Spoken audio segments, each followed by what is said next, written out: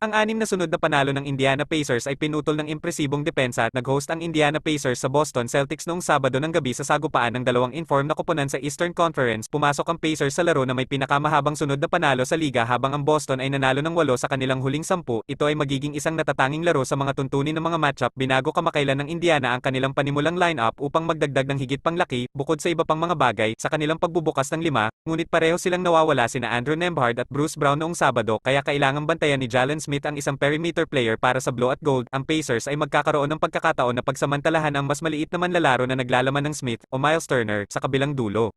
Sinimulan ng Celtics ang laro sa pamamagitan ng 6-0 run, ngunit mabilis itong nakasara muli ang Indiana.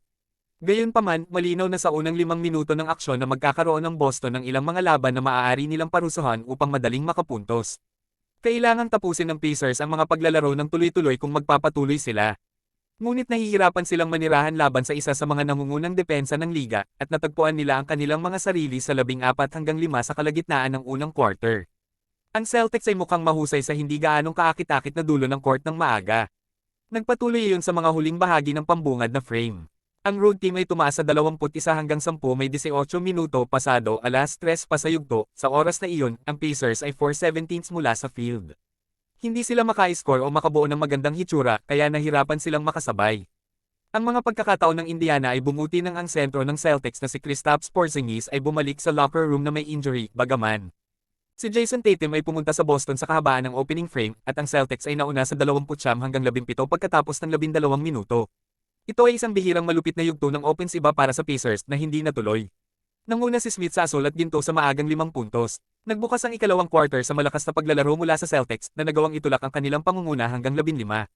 Ang kanilang sukat sa pakpak ay nagbibigay sa Indiana na akma at maaari nilang palaging nasa sahig ang ilan sa mga make-up ng kanilang roster.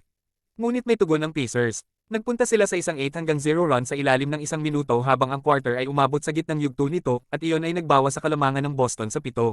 Sa kabila ng karaniwang mahinang paglalaro mula sa asul at ginto, nasa loob sila ng kapansin-pansing distansya salamat sa sequence na iyon mula sa kanilang pangalawang unit. Ang mga starter ng Celtics ay nagpapanatili sa Pacers sa haba ng sandata ng ilang sandali, ngunit ang 7 puntos na kalamangan ay hindi nagbago sa 41 minuto pasado alas 3 na lang sa unang kalahati. Kailangan maging maganda ang pakiramdam ng Indiana sa pagiging ganoon kalapit sa scoreboard sa kabila ng medyo mahinang laro sa puntong iyon. Nagsimula ang second half sa isang magandang surge mula sa Pacers na nagawang may baba ang scoring margin sa 2 puntos sa unang bahagi ng ikatlong frame.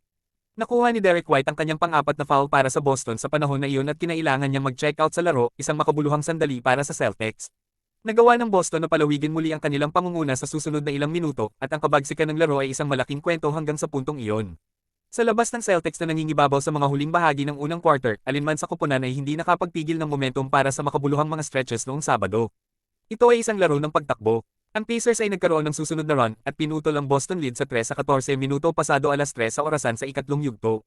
Si Tyrese Haliburton sa wakas ay nakagawa ng kaunti sa panahong iyon at umabot sa 15 puntos sa oras na iyon. Nakahanap siya ng espasyo laban sa kanyang laban na tumulong sa opensa ng Indiana na magpatuloy.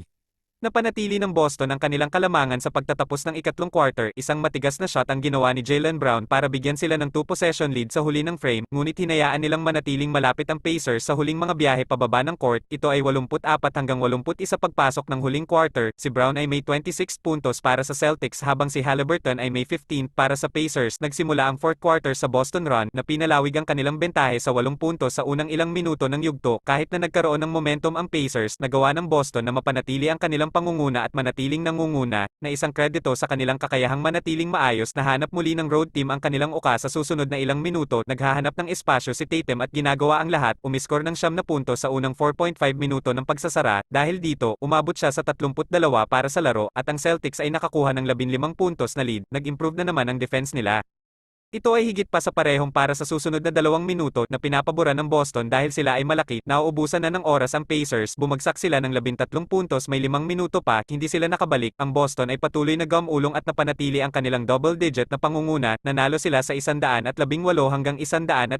Pinutol ng Celtics ang 6-game winning streak ng Pacers at kinuha ang 2-1 lead sa season series. Nagtapos si Haliburton na may 17 puntos at 7 assists. Si Tatum ay may 38 puntos habang si Jaylen Brown ay may 31st. Sila ay isang dominanteng duo para sa Boston. Ang Indiana ay makakakuha ng isa pang shot sa Boston sa Indianapolis sa Lunes ng gabi. Susubukan nilang ipaghiganti ang pagkatalo na ito. Subaybayan natin ang susunod na kabanatang ito. Please huwag kalimotang mag-like, share at subscribe. Hanggang sa muli, salamat.